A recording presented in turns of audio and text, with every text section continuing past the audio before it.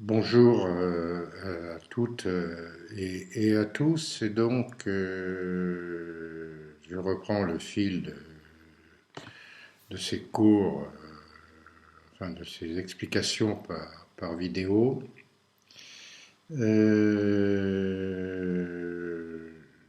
En examinant aujourd'hui la politique algérienne du général de Gaulle et en essayant de dégager l'impact très important de cette guerre sous la Ve République, nonobstant les aspects institutionnels que j'ai évoqués largement dans la vidéo précédente. Le général de Gaulle revient incontestablement au pouvoir sur une base très claire, en tout cas pour ceux qui l'ont porté au pouvoir. Il sera l'homme qui permettra, parce qu'il a compris, le fameux "je vous ai compris" du 4 juin 1958, l'homme qui permettra de garder l'Algérie française. Et De Gaulle va évoluer. De Gaulle va évoluer sous la pression des événements, par réflexion personnelle, par intelligence politique, bref. Je voudrais examiner les étapes de son évolution.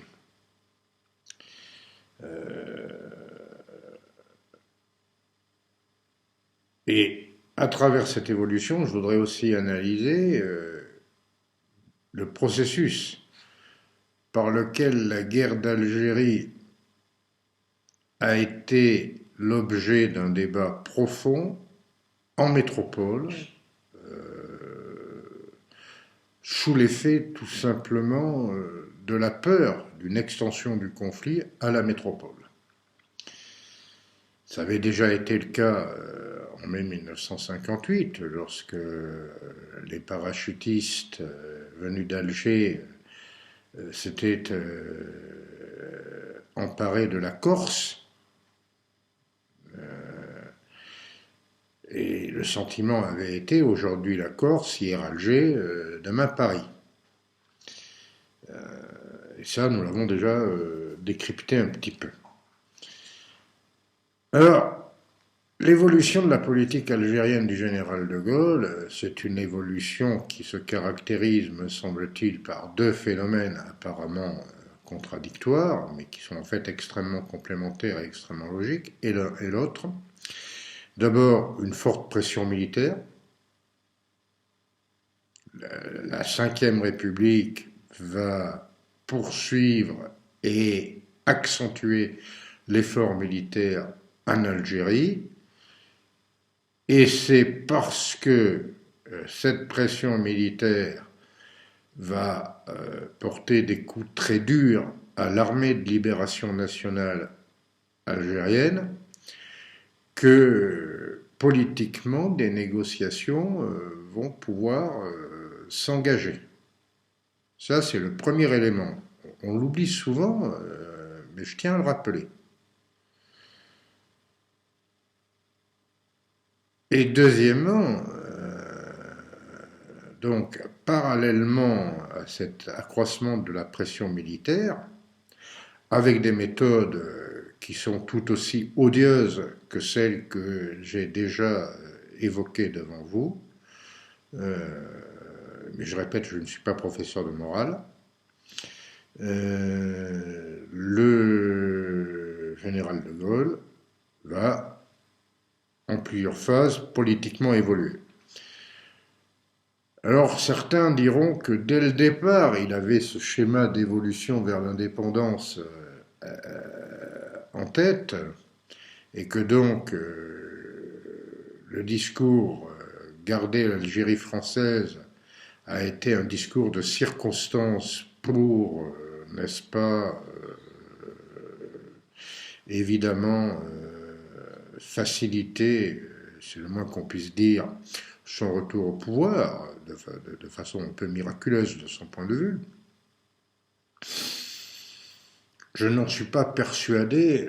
Je pense que le général de Gaulle a, sous la pression des événements, compris que parallèlement à l'effort militaire, il n'y aurait pas de solution politique permettant de garder l'Algérie française et que l'indépendance de l'Algérie était à terme la seule solution possible.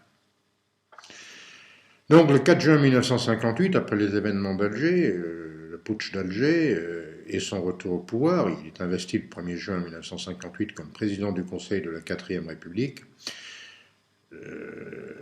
d'où l'adoption des institutions en septembre 1958, d'où l'élection en novembre 1958 d'une assemblée très largement favorable au général de Gaulle. C'est à cette occasion-là que même François Mitterrand n'est pas élu député, perd sa circonscription de la Nièvre. C'est dans ce contexte-là que dès le 23 octobre 1958, le général de Gaulle va proposer ce qu'il appelle la paix des braves.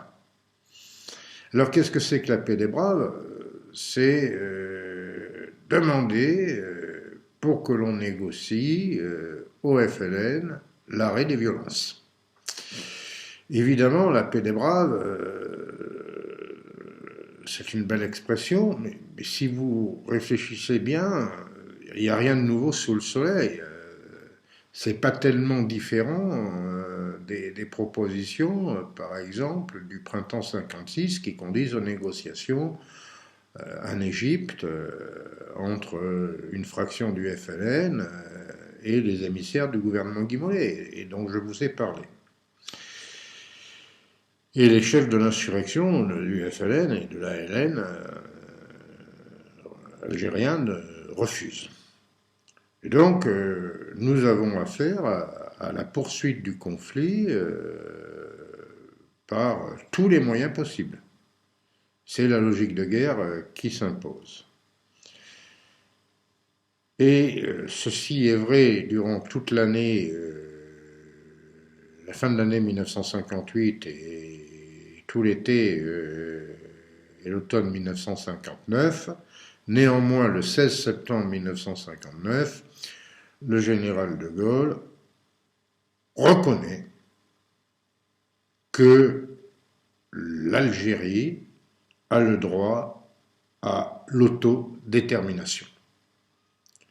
Et à partir de cette reconnaissance, donc du 16 septembre 1959, le général de Gaulle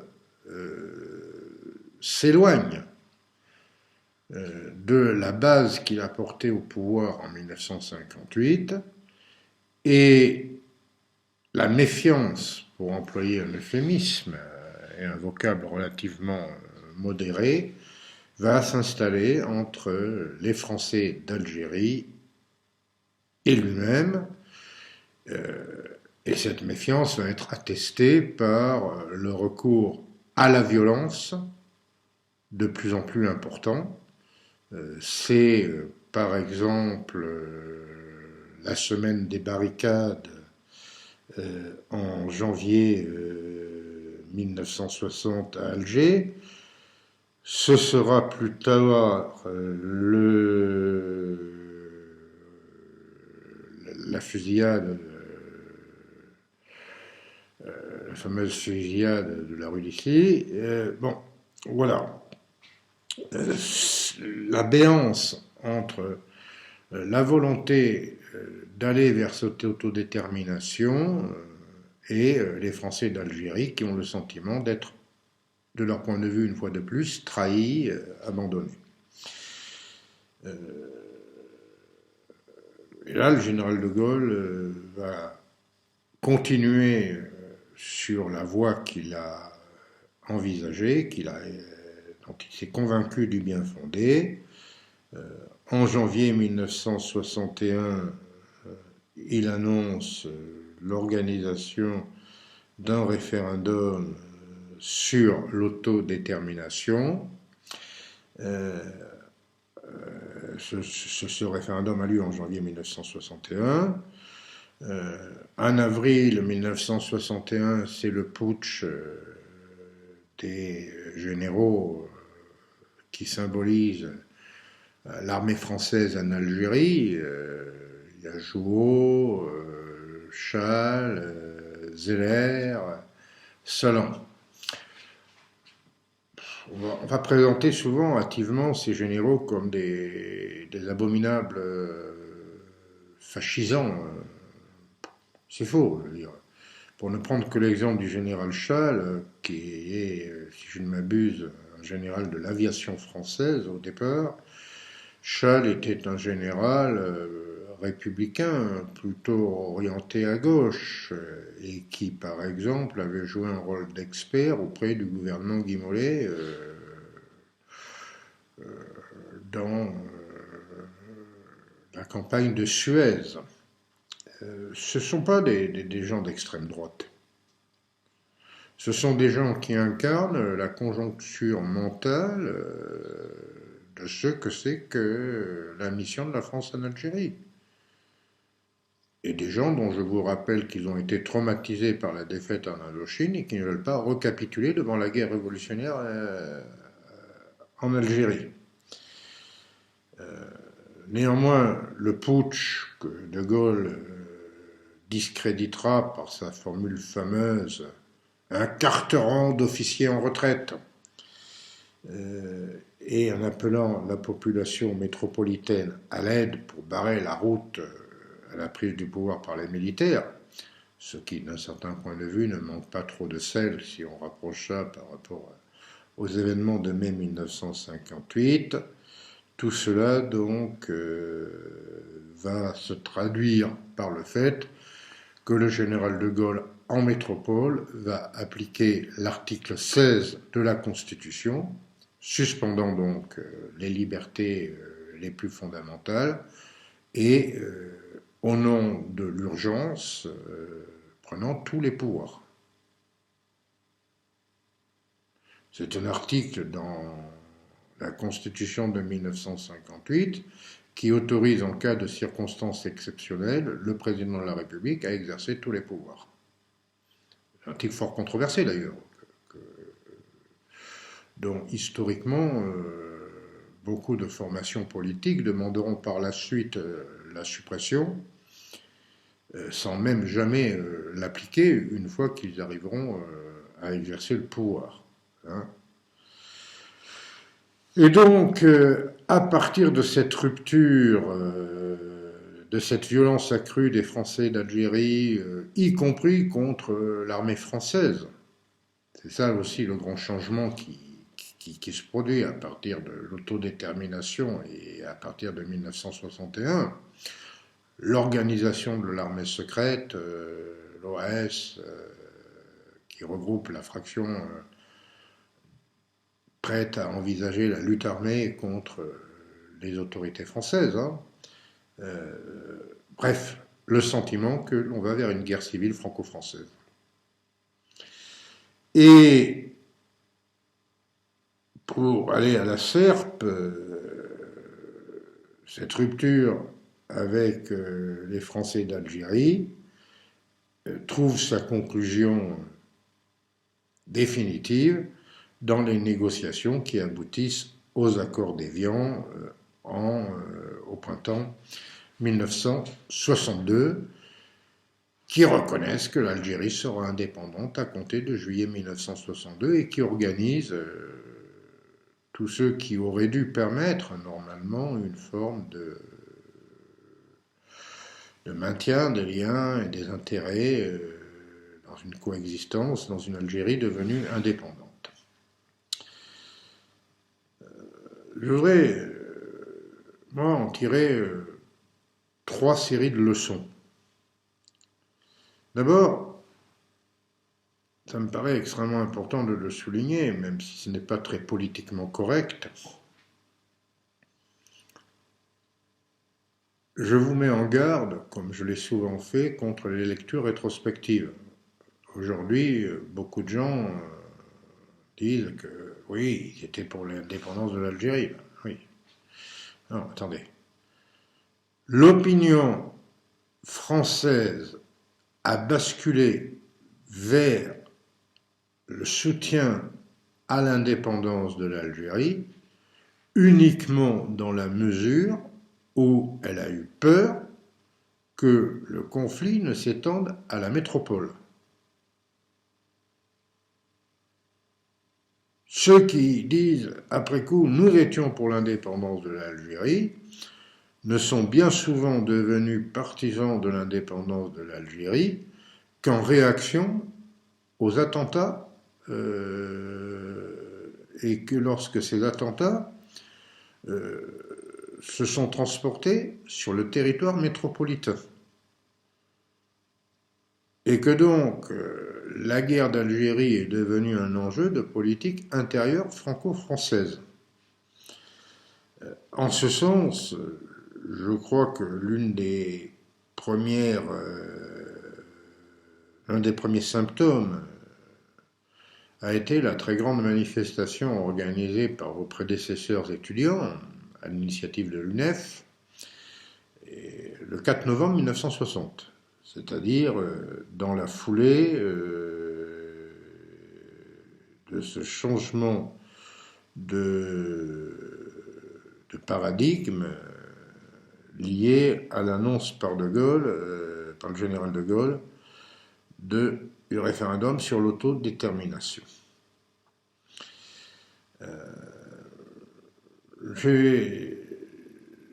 Je crois que cette manifestation du 4 novembre 1960, si on veut trouver un événement fondateur, en est un. Mais ce n'est qu'en novembre 1960, pas avant, vous comprenez. Deuxièmement, deuxième idée, peut-être non politiquement correcte, si on analyse les négociations qui sont confiées pour l'essentiel à Louis Jox entre les émissaires du général de Gaulle et le FLN et qui vont aboutir aux accords d'Évian, on peut quand même s'interroger pourquoi ne sont-ils signés qu'en mars 1962. Parce que tout simplement, l'accord, les bases sur lesquelles ces accords sont conclus, elles sont sur la table dès l'été 1961. Et là, il y a un élément qui compte, me semble-t-il, qui est très important, c'est que, évidemment, le général de Gaulle a tenté de garder une présence française sur le Sahara, au nom d'un argument qui finalement n'est pas absurde, se tient dans une très grande part, c'est est-ce que le Sahara c'est l'Algérie? Puisque historiquement les territoires du Sud, comme je vous l'ai dit il y a déjà longtemps, ne faisaient pas partie des départements algériens d'Oran, de Constantine et d'Alger, et que ces territoires placés depuis longtemps aussi sous administration militaire française ont été adjoints à l'Algérie par la France. Et que la France y a fait un certain nombre d'investissements en termes de recherche nucléaire, et puis le territoire qui possède quand même une richesse naturelle très importante que l'on commence à découvrir précisément au tout début des années, fin des années 50, début des années 60, qui s'appelle du gaz naturel. Et le général de Gaulle, dans une forme de gestion de bon père de famille, voudrait que ses intérêts français fussent préservés en maintenant une présence française au Sahara. Et on peut dire incontestablement que cette question de la négociation sur le Sahara, sur laquelle le FLN sera intraitable, et de son point de vue, c'est parfaitement compréhensible et légitime aussi, cette négociation sur le Sahara va faire durer et en quelque sorte va retarder de plusieurs mois la signature des accords d'Évian. Et donc, dans ce cadre-là, troisième donnée, la peur d'une guerre civile en France. Je veux dire, je vous ai mis des diapos sur les manifestations extrêmement violentes, réprimées par le préfet de police Maurice Papon, et où on entend une forme de pic paroxysmique. J'entends bien que la torture a été généralisée et de manière scandaleusement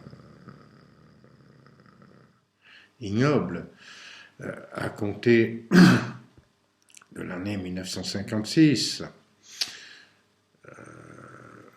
Mais enfin, les pics paroxysmiques, c'est aussi la répression de la manifestation parisienne des travailleurs algériens en France en octobre 1961, qui se traduit par des ratonnades et un bain de sang inouï, des gens pendus, des gens jetés depuis la préfecture de police de Paris dans la Seine, enfin bon, voilà, ces ratonnades abominables d'octobre 1961, et qui résulte du fait qu'en dépit du couvre-feu, le FLN a voulu, en instrumentalisant la population algérienne présente sur le territoire métropolitain, faire pression sur les autorités françaises. Vous voyez bien que l'on est là dans une guerre totale, puisqu'on envoie contre la police parisienne du préfet Maurice Papon une population de travailleurs maghrébins en France qui n'a pas évidemment les moyens de se défendre. Et le contrôle des ouvriers immigrés d'origine algérienne en France, supposé que ce soit les immigrés, puisque l'Algérie c'est la France encore, est un enjeu très important dans cette stratégie-là, et chacun est libre de l'apprécier comme il entend. Enfin, cette violence ignoble, elle s'étend aussi au milieu européen en métropole. Je vous ai mis la diapo de ce visage, de cette figure emblématique qui est Delphine Renard, cet enfant né en 1957 et qui a le malheur avec ses parents d'habiter dans le même immeuble qu'André Malraux. Et l'OAS veut tuer André Malraux dans cette lutte désespérée qu'elle engage. Et évidemment, Delphine Renard, cette petite fille dont les parents reçoivent par erreur la lettre piégée, le colis piégé, est défigurée par l'explosion de cette bombe le 7 février 1962. En réaction, c'est le lendemain la fameuse manifestation de Charonne, où la police de Maurice Papon, là aussi, a du sang sur les mains, puisque au métro Charonne, des manifestants sont piétinés, étouffés, parce que des charges de CRS et l'usage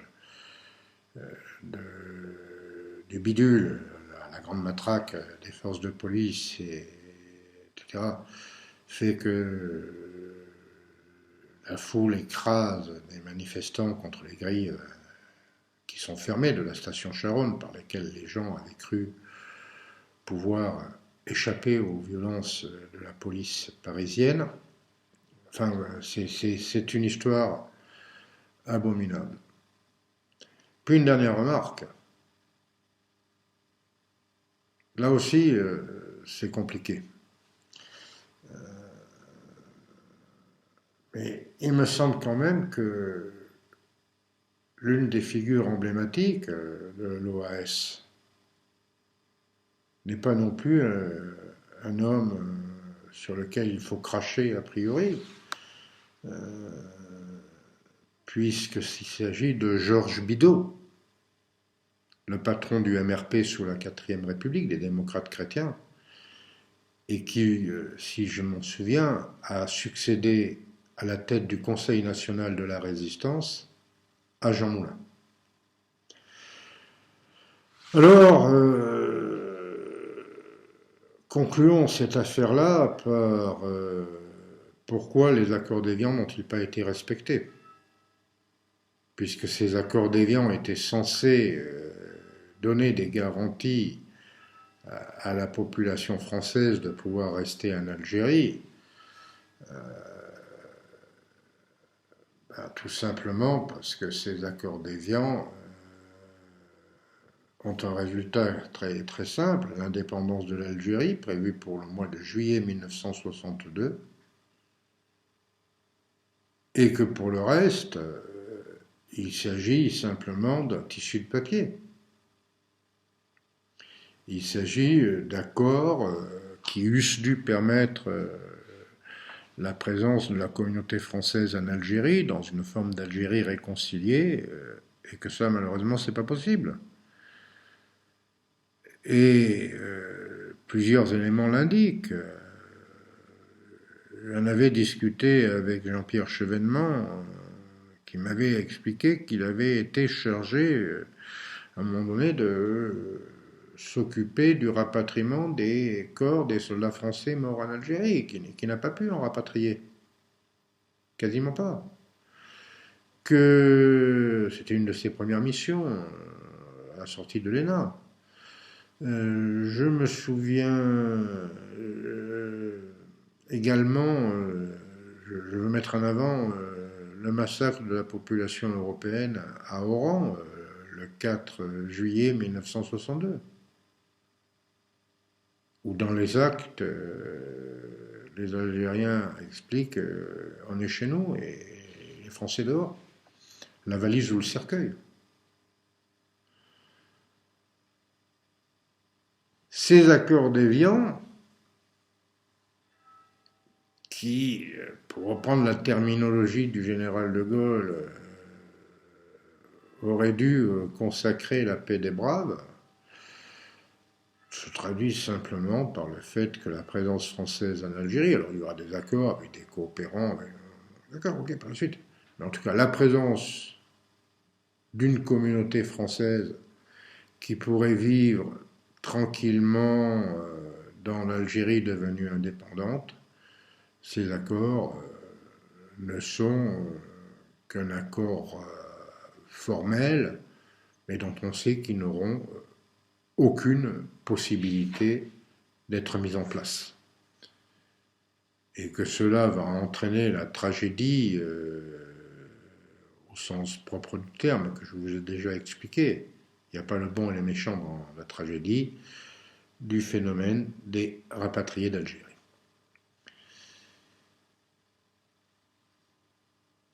Autre conséquence, une reviviscence d'une forme d'extrême droite en France. Je vous ai mis la diapo de la campagne présidentielle du candidat d'extrême droite soutenu par l'OAS, même si j'ai précisé que le rôle éminent joué par Georges Bidault, qui est tout sauf un fasciste, dans l'OAS. Je vous ai mis les diapos de la campagne de Jean-Louis Tixier-Villancourt à la présidentielle de 1965, où vous constaterez la présence de Jean-Marie Le Pen. L'extrême droite, qui n'avait quasiment plus droit de cité en France, mis à part la fièvre antifiscale poujadiste en 1954-1956, qui avait d'ailleurs conduit Jean-Marie Le Pen à être élu plus jeune député de France à ce moment-là. Cette extrême droite va commencer à retrouver droit de cité. Autre conséquence, le basculement de l'opinion des étudiants.